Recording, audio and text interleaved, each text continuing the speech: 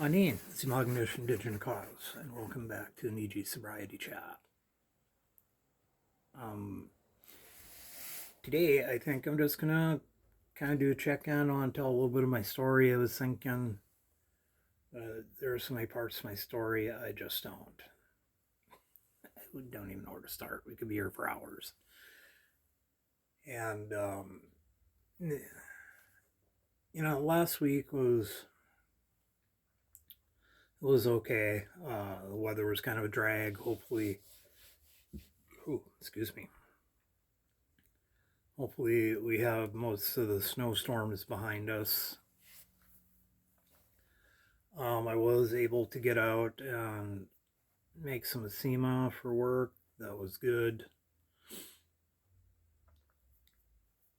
But I don't know, I guess it was like an average week for me. There's little challenges all along the way, but nothing too spectacular. It is that season of the year for renewal and change.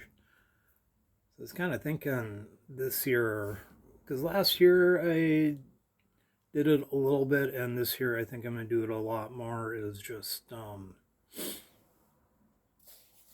let the creator take charge, because it seemed like last year when I let go, the creator brought me some like really, really cool situations and relationships, and I dig that. It was much needed. Didn't know how much was needed when it started out, but now that I had some time to think about it, it was definitely needed. As like a year and a half ago, I lost my father. I was well prepared for it because I knew he was getting older, and he was 86, and we know life doesn't go on forever. Not on this world, anyhow. So, I miss my dad. I think about him often. I would have to say I think about him daily. I know he's around. His death brought a lot of changes into my life. And I think I weathered them fairly well. And death isn't the easiest thing. I had the luxury of knowing that eventually that day would come, but other people, lost some friends quite suddenly. That was kind of a shocker. I want all of us to be able to grow old and be happy. My dad lived a good long life, and he did good for himself. Unfortunately, we didn't spend our lives together, but I had a chance to really get to know him towards the end, and makes me think about a bunch of things. Like, I think of all the things that he gave me, and why did he give me such things? Because probably knew his wife would get rid of them and then pass them on to me, and then now I'm sitting here looking at family stuff and thinking, I maybe need to be passing some of this stuff along. We'll see how that goes. A lot of my friends, I gift a lot of my friends a lot of different things, a lot of special things, because I'm the kind of person that, especially, don't get me a shirt, because I'm not going to be able to look at that shirt 20 years from now and say, oh, look at that wonderful shirt that blah, blah, blah gave me. Man, get me something I can hang on the wall. Something useful. The, the last Christmas I spent with my dad, he got me 40 volt chainsaw for my truck. Beautiful. Yeah, I'm getting a little off track there. But, yeah, I'd say I really don't have that much to complain about. And I wish that for all of you too. Life's kind of getting you down. Look at the big picture. Yeah, because Creator gives you challenges, and until you pass that challenge, He's going to make you go through it again and again and again. You ever hear when people say, every time I do this, this happens? Well, what part of the equation is every time you do that, maybe you should do it differently. And then that wouldn't happen to you.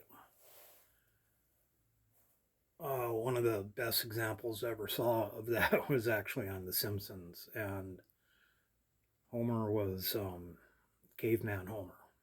And there was fire, and he kept putting his hand in that fire going, ouch, that's hot. Ouch, that's hot. Ouch, that's hot.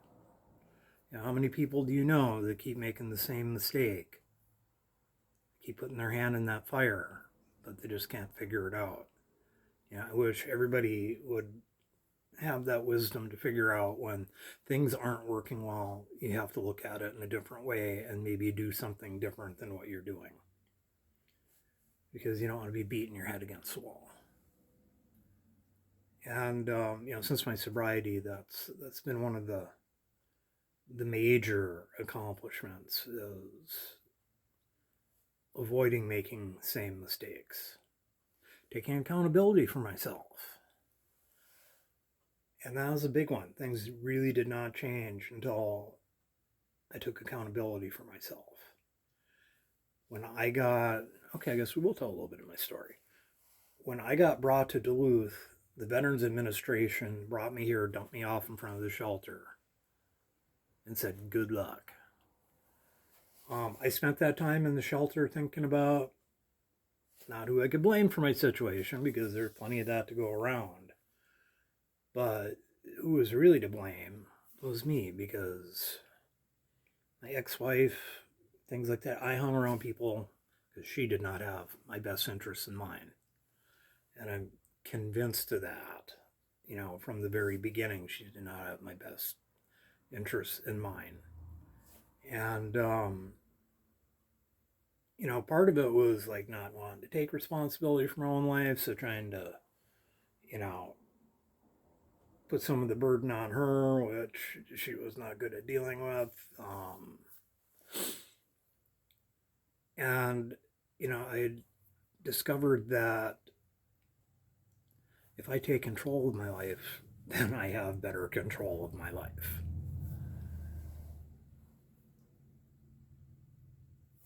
And in, like the last 2 years we were together, we moved 5 times.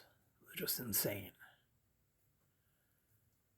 Now I've been in the same building for 18 years. My life is stable. It is more stable than it's ever been. And who do I have to blame for that?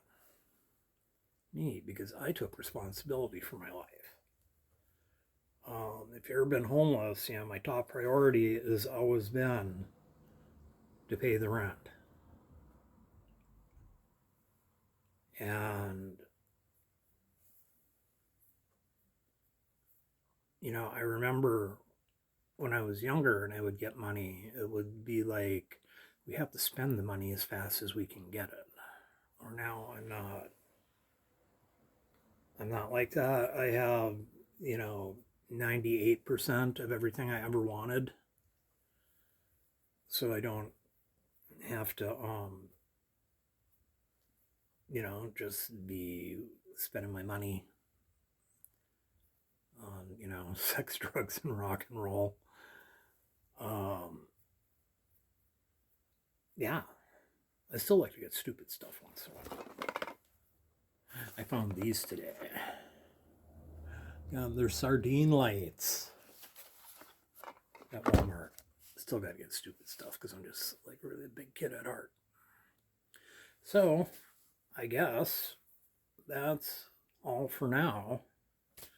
And kind of keep that in mind about taking responsibility for yourself. Learn from your mistakes and stop making the same mistakes.